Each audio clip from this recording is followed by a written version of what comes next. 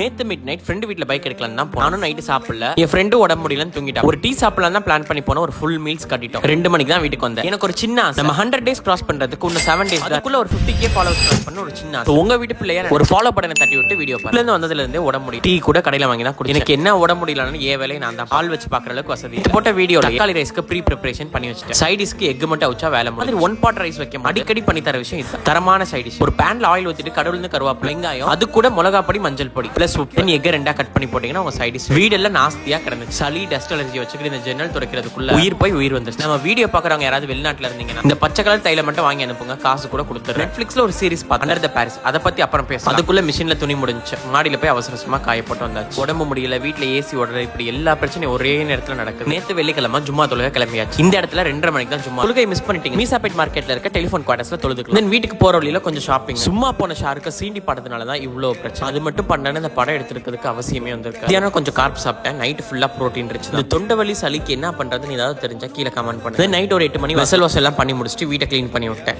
இந்த ஜெலாட்டோவும் வர வர ரொம்ப மோசமாயிட்டு இருக்கான். கையில கொடுத்தா தான் சாப்பிடும். நாளைக்கு மேலும் சாம்பார் தான். இந்த சின்ன வெங்காயத்தை எவன் கண்டுபிடிச்சான்னு தெரியல. உரிக்கிறதுக்குள்ள ரூஹு போய் ரூஹு வருது.